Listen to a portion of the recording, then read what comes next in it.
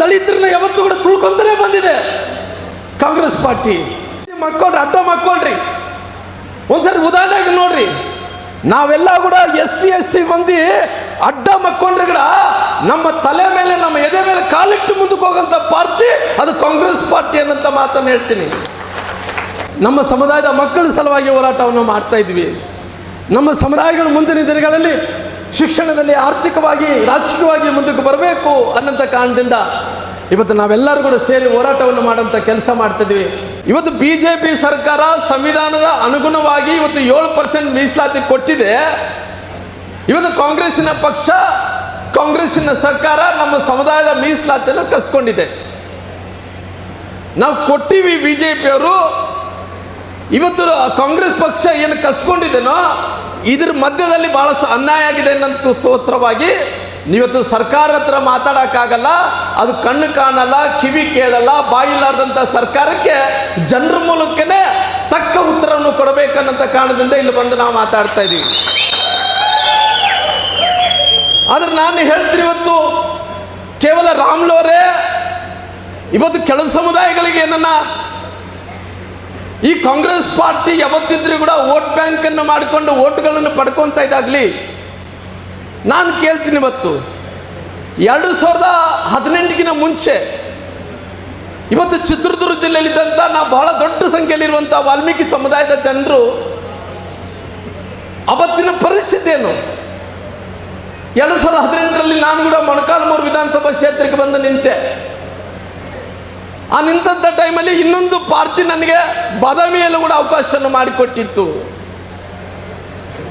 ಬಹುಶಃ ಯಾವತ್ತನ ಆಗಲಿ ನಮ್ಮ ಸಮುದಾಯ ಒಗ್ಗಟ್ಟಾಗಿ 2018ಗಿನ ಮುಂಚೆ ಯಾವುದೇ ಉದಾಹರಣೆಗಳಿಲ್ಲ. ಆದರೆ ರಾಮ್ಲೋರು ಬಂದಾರ ಅನ್ನಂಥ ಒಂದೇ ಒಂದು ಕಾರಣದಿಂದ ನಮ್ಮ ಸಮುದಾಯದ ವ್ಯಕ್ತಿ ಯಾವತ್ತೋ ಒಂದು ದಿನ ಅವರಿಗೆ ಅವಕಾಶ ಬಂದಂಥ ಟೈಮಲ್ಲಿ ನಮ್ಮ ಸಮುದಾಯವನ್ನು ಋಣವನ್ನು ತೀರಿಸ್ಕೊಂಡಂಥ ಕೆಲಸ ಮಾಡ್ತಾರಂದೇಳಿ 6 ವಿಧಾನಸಭಾ ಕ್ಷೇತ್ರಗಳಲ್ಲಿ ಚಳ್ಳಕೆರೆ ಒಂದು ಹೊರತುಪಡಿಸಿ ಎಲ್ಲ ಕೂಡ BJP ಗೆದ್ವಿ ಅನ್ನೋಂಥದ್ದು ನೆನಪು ಮಾಡಿಕೊಡ್ತೀನಿ. ಹೆಂಗೆ ಗೆದ್ವಿ ಅಂದ್ರಿಗಿನ ಸಮುದಾಯ ಎಲ್ಲ ಕೂಡ ಒಕ್ಕೂರದಿಂದ ಅವತ್ತು ಮತದಾನ ಮಾಡುವಂಥ ಕೆಲಸ ತಾವೆಲ್ಲರೂ ಕೂಡ ಮಾಡಿದ್ರಿ. ಆದರೆ ಇವತ್ತು ಕಾಂಗ್ರೆಸ್ ನಾಯಕರಿಗೆ ನಾನು ಕೇಳ್ತೀನಿ, ಕೇವಲ ನಮ್ಮ ಸಮುದಾಯಗಳನ್ನು ತಾವೇನು ಬಳಸಿಕೊಂಡು ರಾಜಕಾರಣದಲ್ಲಿ ಏನು ಬೆಳೀತಾ ಇದ್ರೋ,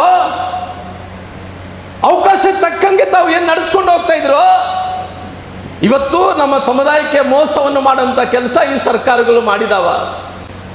ಆದರೆ ರಾಮ್ಲೋರ ಇವತ್ತು ವಾಲ್ಮೀಕಿ ಸಮುದಾಯಕ್ಕೆ, SC ಸಮುದಾಯಕ್ಕೆ ಒಂದೇ ಮಾಡಿದೆ ಅಂದ್ರಿಗಿನ ಈ ಸಮುದಾಯಗಳ ಜೊತೆಯಲ್ಲಿ ಬಾಬಾ ಸಾಹೇಬ್ ಅಂಬೇಡ್ಕರ್ ಅವರುಗಳ ಮೋಸ ಮಾಡೋಂಥ ಕೆಲಸ ಕಾಂಗ್ರೆಸ್ ಪಾರ್ಟಿ ಮಾಡಿದೆ ಅನ್ನೋದು ಕೂಡ ನೆನಪು ಮಾಡಿಕೊಡ್ತೀನಿ.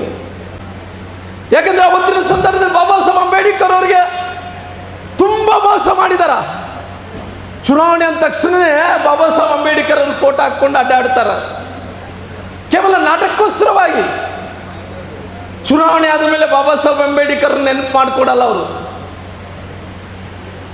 ನಾನು ಕೇಳ್ತೀನಿ, ಬಾಬಾ ಸಾಹೇಬ್ ಅಂಬೇಡ್ಕರ್ ಅವರ ಸಂವಿಧಾನವನ್ನು ಪುಸ್ತಕವನ್ನು ಹಿಡ್ಕೊಂಡು ಜೋಬಲ್ಲಿ ರಾಹುಲ್ ಗಾಂಧಿ ಅಡ್ಡಾಡ್ತಾರಲ್ಲ, ಅವನು ಅಡ್ಡಾಡ್ತಾರಲ್ಲ ಅವರು. ಯಾರೋ ಪ್ರಮಾಣ ವಚನ DK ಶಿವಕುಮಾರ್ ಅವರು ಪ್ರಮಾಣ ವಚನ ಸ್ವೀಕಾರ ಮಾಡೋಂಥ ಟೈಮಲ್ಲಿ ರಾಹುಲ್ ಗಾಂಧಿ ಅವರು ಪುಸ್ತಕ ಹಿಡ್ಕೊಂಡಿದ್ರು. ಈ ರಾಜ್ಯದ ಮುಖ್ಯಮಂತ್ರಿಗಳಾದ ಶಿವಕುಮಾರ್ ಅವರು ಕೂಡ ಪುಸ್ತಕ ಹಿಡ್ಕೊಂಡಿದ್ರು. ಯಾಕೆ ಹಿಡ್ಕೊಂಡಿದ್ರು ಅಂದರೆ ಕೇವಲ ನಾಟಕಕ್ಕೋಸ್ಕರವಾಗಿ ಹಿಡ್ಕೊಂಡಿದ್ರು. ಸಂವಿಧಾನ ಅಂದರೆ ಗೌರವ ಇಲ್ಲ, ಬಾಬಾ ಸಾಹೇಬ್ ಅಂಬೇಡ್ಕರ್ ಅಂದರೆ ಗೌರವ ಇಲ್ಲ, ಅವ್ರಿಗೆ ಯಾವುದು ಮೇಲೆ ಕೂಡ ಗೌರವ ಇಲ್ಲ. ಆದರೆ ಬಾಬಾ ಸಾಹೇಬ್ ಅಂಬೇಡ್ಕರ್ ಬರೆದಂಥ ಸಂವಿಧಾನ ಪುಸ್ತಕ ಜೋಬಿದಲ್ಲಿ ಹಿಡ್ಕೊಂತಾರಾಗಲಿ, ನಮ್ಮ ಸಮುದಾಯಗಳ ಬಾಬಾ ಸಾಹೇಬ್ ಅಂಬೇಡ್ಕರ್ ಕೊಟ್ಟಂಥ ಮೀಸಲಾತಿಯನ್ನು BJP ಕೊಟ್ಟಿದೆ, ಕಾಂಗ್ರೆಸ್ ಕಸ್ಕೊಂಡಂಥ ಕೆಲಸ ಮಾಡಿದೆ. ನಮ್ಮನ್ನ ಕೇವಲ ಬಾಣಿಸರ ಥರ ಬಳಕೆ ಮಾಡ್ಕೊತಾರ. ಯಾವ ರೀತಿಯಲ್ಲಿ ಶ್ರೀವಸ್ತ್ರ ಬಳಕೆ ಮಾಡ್ಕೊತಾರೋ ಆ ರೀತಿ ಬಾಣಿಸರ ಥರ ಬಳಕೆ ಮಾಡ್ಕೊತಾರೆ ಇವರು. ಚುನಾವಣೆ ಆದ ನಂತರ ನಮ್ಮ ಸಮುದಾಯಗಳಿಗೆ ಇವತ್ತು ಮೋಸ ಮಾಡೋಂಥ ಕೆಲಸ ಮಾಡ್ತಾರ. ನಾನು ಕಾಂಗ್ರೆಸ್ ಅವರಿಗೆ ನಾನು ಕೇಳ್ತೀನಿ, ಇವತ್ತು ಸ್ವಾಮಿ ದಲಿತರಿಗೋಸ್ಕರವಾಗಿ ತಾವು ಏನು ಮಾಡಿದ್ರಿ? ಇವತ್ತು BJP ಪಾರ್ಟಿ, ನಮ್ಮ ಪಾರ್ಟಿ ರಕ್ಷಣೆಯನ್ನು ಮಾಡೋಂಥ ಕೆಲಸ ದಲಿತರಿಗೆ ಮಾಡಿದೆ. ಕಾಂಗ್ರೆಸ್ ಪಾರ್ಟಿ ತಾವು ಏನು ಮಾಡಿದ್ರಿ? ಇವತ್ತು ನಾನು ತಮ್ಮೆಲ್ಲರೂ ಕೂಡ ನಾನು ಒಂದು ಪ್ರಶ್ನೆ ಕೇಳುವಂಥ ಟೈಮಲ್ಲಿ ಇವತ್ತು ಬಾಬಾ ಸಾಹೇಬ್ ಅಂಬೇಡ್ಕರ್ ಅವರು ಸಂವಿಧಾನವನ್ನು ಬರೆದ ನಂತರ ನಮ್ಮೆಲ್ಲರಿಗೂ ಕೂಡ ಇವತ್ತು ಒಳ್ಳೆಯದನ್ನು ಆಗಬೇಕು ಅನ್ನೋಂಥ ಕಾರಣದಿಂದ ನಮ್ಮ ಪರಿಶಿಷ್ಟ ಜಾತಿ ಪರಿಶಿಷ್ಟ ಪಂಗಡಕ್ಕೆ ಇವತ್ತು ಬಿಜೆಪಿ ಕೊಟ್ಟಂತ ಮೀಸಲಾತಿ ವಿಚಾರದಲ್ಲಿ ಎಲ್ಲ ಒಂದು ಕಡೆ ಸಂತೋಷನ ಬಾಬಾ ಸಾಹೇಬ್ ಅಂಬೇಡ್ಕರ್ ಇಲ್ಲ, ಆದರೆ ಸಂತೋಷವನ್ನು ಪಟ್ಟಿರ್ಬೋದು. ನಾನು ಬಹುಶಃ ಇವತ್ತು ವಾದಿರಾಜರು ವಿಚಾರವನ್ನು ನೋಡಿದಂಥ ಟೈಮ್ ಬಹಳಷ್ಟು ವಿಚಾರವಾಗಿ ನಾನು ಹೇಳಕ್ಕೆ ಹೋಗಲ್ಲ. ಇವತ್ತು ನಾನು ಕೇಳ್ತೀನಿ, ಸರ್ಕಾರ ಇವತ್ತು 56,000 ಹುದ್ದೆಗಳನ್ನು ಇವತ್ತು ನೇಮಕಾತಿಯನ್ನು ಮಾಡ್ತಾ ಇದೆ. 56,000 ಮತ್ತೆ ನಿಗಮಗಳನ್ನು ತಗೊಂಡ್ರೆ 72,000 ಆಗುತ್ತೆ. ಆದರೆ 56,000 ಹುದ್ದೆಗಳಲ್ಲಿ ಇವರು ಕೋರ್ಟ್ ಹತ್ತಿರ ಏನು ಕೇಳ್ತಾರ? ಸ್ವಾಮಿ, ನಾವು ಸುಪ್ರೀಂ ಕೋರ್ಟ್ ಆದೇಶದಂತೆ 50% ಒಳಗಡೆ ನಾವು ಮೀಸಲಾತಿ ತಗೊಂತೀವಿ ಅಂದೇಳಿ ಬಿಜೆಪಿ ಕೊಟ್ಟಂತ ಮೀಸಲಾತಿ ಅದು ಜನರಿಗೆ ಸೇರಬಾರ್ದು, ಅದು ಕಾಂಗ್ರೆಸ್ ಮೋಸ ಮಾಡಬೇಕನ್ನಂತ ಕಾರಣದಿಂದ 50% ಒಳಗಡೆ ಮೀಸಲಾತಿ ಕೊಡ್ತೀವಿ ಅಂದೇಳಿ ಅಲ್ಲಿ ಸುಪ್ರೀಂ ಕೋರ್ಟಲ್ಲಿ ಹೇಳ್ದಂತೆ ನಡ್ಕೊಂತಾರ. ಹಾಗೆ ನಡ್ಕೊಂಡ ನಂತರ ಅವ್ರು ಏನು ಇನ್ನೊಂದು ಮುಂದಕ್ಕೋ ಏನು ಹೇಳ್ತಾರ? ಬಿಜೆಪಿ 50% ಇದ್ದಂಥ ಮೀಸಲಾತಿ 56% ಮಾಡಿದಾರ. ಏನಿವತ್ತು SC ಸಮಾಜ SC ಸಮುದಾಯಕ್ಕೆ 6% ಏನು ಹುದ್ದೆಗಳು ಭರ್ತಿ ಮಾಡಬೇಕು, 6% ಬ್ಯಾಕ್ಲಾಗ್ ಆಗಿ ಹಿಡ್ಕೊಂತೀವಿ ಅಂತಾರ. ಬ್ಯಾಕ್ಲಾಗ್ ಆಗಿ ಯಾಕೆ ಬ್ಯಾಕ್ಲಾಗ್ ಹಿಡ್ಕೊಂತೀವಿ ಅಂತಾರಂದ್ರೆ, ಮುಂಚೆ 3% ಇತ್ತು, ಅದು 4% ಜಾಸ್ತಿ ಮಾಡಿ 7% ಮಾಡಿದ್ವಿ. ಮುಂಚೆ 15% SCಗಳಿಗಿತ್ತು, 2% ಮಾಡಿ ಇವತ್ತು 17% ಆಗಿರೋ ಕಾರಣ 6% ಏನಿದನೋ ಮುಂದೆ STಗೆ 4%, STಗೆ 2% ಮಕ್ಕಳಿಗೆ ಕೊಡ್ತೀವಿ ಅಂದೇಳಿ ಕೋರ್ಟ್ಗಳಲ್ಲಿ ಮೋಸ ಮಾಡಿ ಇವತ್ತು ಕೊಡ್ತೀವಿ ಅಂದೇಳಿ ಅಲ್ಲಿ ಲಿಖಿತಪೂರ್ವವಾಗಿ ಹೇಳಿ ಬರ್ತಾರ. ಹೇಳಿದ ನಂತರ ಇವತ್ತು ಏನು ಮಾಡ್ತಾರ ಅವರು? 26/2/2026 ಸಚಿವ ಸಂಪುಟದಲ್ಲಿ ಈ ತೀರ್ಮಾನವನ್ನು ತಗೊಂಡಂತ ಕೆಲಸ ಮಾಡ್ತಾರ.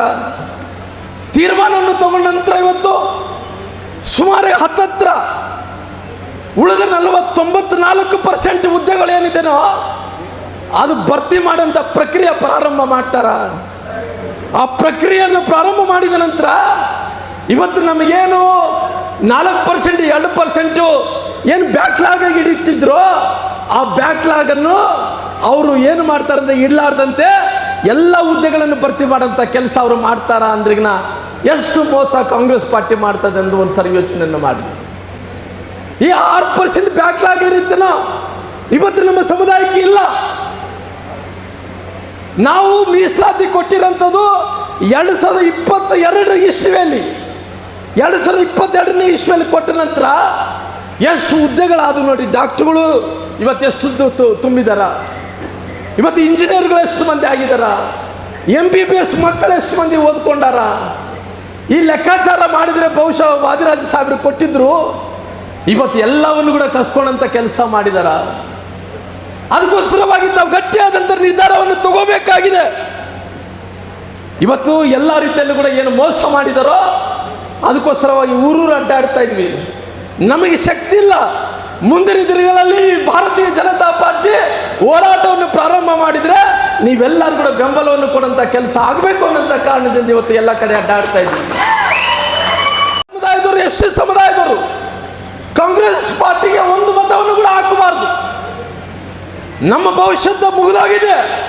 ನಮ್ಮ ಮಕ್ಕಳ ಭವಿಷ್ಯವನ್ನು ಕೂಡ ಕಿಸ್ಕೊಂಡಂಥ ಕೆಲಸ ಇವತ್ತು ಕಾಂಗ್ರೆಸ್ ಪಾರ್ಟಿ ಮಾಡಿದಾರಂಥ ಮಾತನ್ನು ಕೂಡ ನಾನು ಹೇಳಬೇಕಾಗುತ್ತೆ.